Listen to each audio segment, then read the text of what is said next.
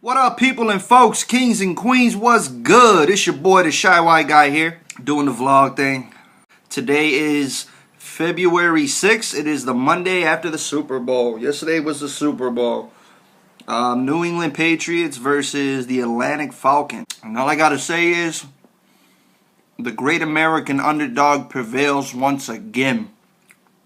The Patriots are America's team, like it or not. Hence the name Patriots. But I got a conspiracy theory for y'all today. Let's rewind 3 years ago, right?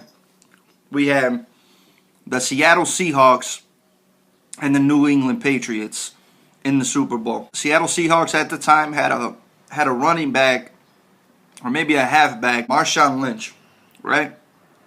And this dude was a fucking force to be reckoned with. Seattle could have won the game if they would have just handed the ball off to Marshawn Lynch like they had done so many times, because that's their go-to guy in a crunch situation. Whenever you need a couple of yards, you give it to Marshawn Lynch. Beast mode is going to get it for you. Right? So they're at the goal line, and Russell Wilson decided to throw the ball and forced an interception. And basically, that's what led to the Patriots winning the Super Bowl 2-3 years ago. If only they would have went to their key guy who was known for running it into the end zone in the first place, they could have won. So I had a lot of people saying, damn, is the NFL rigged? Like, what's going on? Why did they not pass the ball off? Why did they not hand the ball off to Marshawn Lynch? How come he didn't run? So many people felt like they could have won that Super Bowl if they would have just gave Marshawn Lynch the ball and let him run it in. But instead, they threw it for an interception. And Marshawn Lynch was a very brash character, right? He would get into these interviews, and he didn't like doing interviews. And he would say, Marshawn Lynch, what do you think about this? What do you think about that? And he'd say, well, I'm only here because I have to be. You know, I don't really have to answer your questions. The answer to all your questions is, I'm only here because I have to be. It wasn't really a positive role model. It wasn't really a good face for the NFL, right? But Tom Brady, man, he's a golden boy. He is the NFL's golden boy.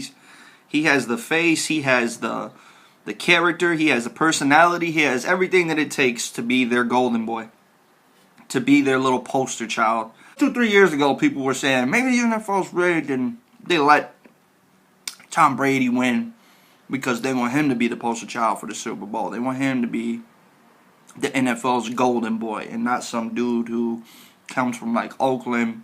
Marshawn Lynch was like an ex-gamebanger, came from Oakland. Like, he didn't give no shits. So now let's fast forward. 2017. The great American underdog prevails. The Chicago Cubs won this year also. 2016, Chicago Cubs won the World Series. Chicago Cubs haven't won a World Series in hundreds of years, or 100 years or some shit like that. But this year they won. And I think they were down.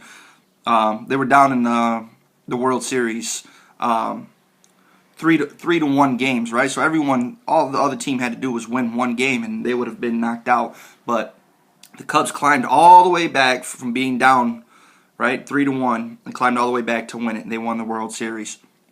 And just so y'all know, the Cubs are America's team. In my eyes, the Cubs are America's team next to the Yankees, right? You look at their colors; it's red, white, and blue. They represent the north side of Chicago, which is the nice side, which is the white side, basically. When I think Cubs, I think blonde hair, blue eyes. I think the white picket fence, your typical suburban, your all-American team, just like Tom Brady. This is the year of the great American underdog, right? So, all right, yeah, the Cubs won the World Series.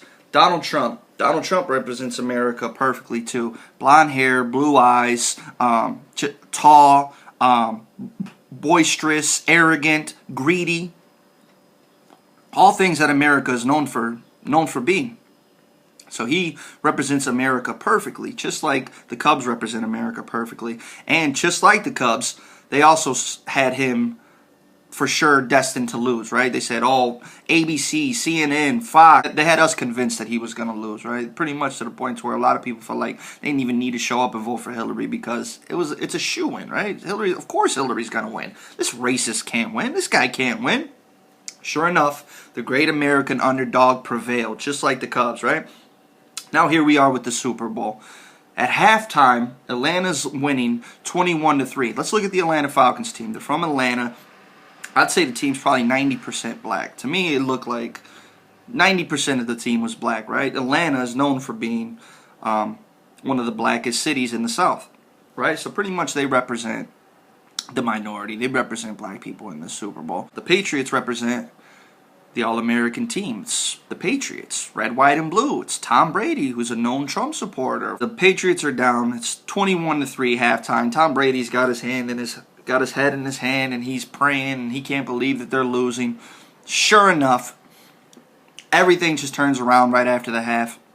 They start getting all these fucking bogus calls that don't even make any sense. It's almost like the game is rigged in their favor to make them win. It's unbelievable, but the New England Patriots are your 2016 Super Bowl champs. The All-American team, the red, white, and blue, the New England Patriots. It's a trend that I've noticed. I don't know if it's a conspiracy theory, but it's a trend that's happening this year. The great American underdog prevails. Whether it's Tom Brady, whether it's Donald Trump, whether it's the Patriots, or whether it's the Cubs. The great American underdog prevails this year.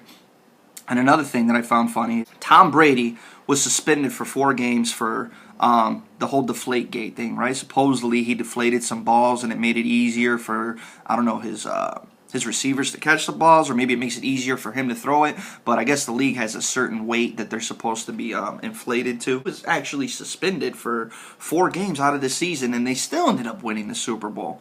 So right, there's another comparison there. It's like, I can cheat. That's the message that he's leaving to kids. That's the message that he's leaving for the youth. Like, I can cheat, I can do all this shit, but I'm still going to win the Super Bowl. It doesn't matter that I broke the rules. I'm still going to win the Super Bowl. Sounds a lot like Donald Trump and the American election and the whole Russian hacking the system thing, right? That's the fucking country that we live in. Welcome to America. That's it for today, guys. It's been good. I'll holler at y'all tomorrow. Now, peace out.